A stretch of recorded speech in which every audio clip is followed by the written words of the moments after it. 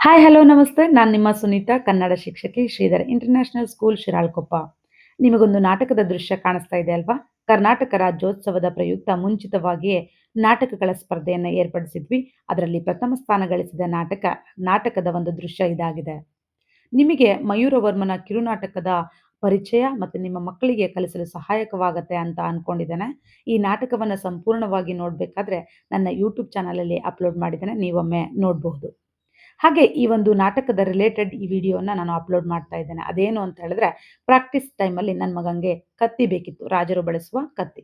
ಹಾಗಾಗಿ ಆ ಒಂದು ಕತ್ತಿಯನ್ನ ಅಂಗಡಿಯಲ್ಲಿ ಕೊಂಡ್ಕೊಳ್ಳೋದ್ರಿಂದ ತುಂಬ ಖರ್ಚಾಗ್ತಿತ್ತು.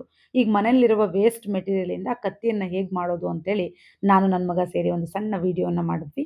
ಅದನ್ನು ನಿಮಗೆ ಈ ಒಂದು ವಿಡಿಯೋದ ಮೂಲಕ ಅಪ್ಲೋಡ್ ಮಾಡ್ತಾ ಇದ್ದೇನೆ. ಅದು ಹೆಲ್ಪ್ ಆಗಿದ್ರೆ ನೀವು ನೋಡಿ ಮತ್ತು ಹಾಗೆ ಕಮೆಂಟ್ ಮೂಲಕ ಆ ಒಂದು ವಿಡಿಯೋದ ಅಭಿಪ್ರಾಯವನ್ನು ತಿಳಿಸ್ಬೋದು.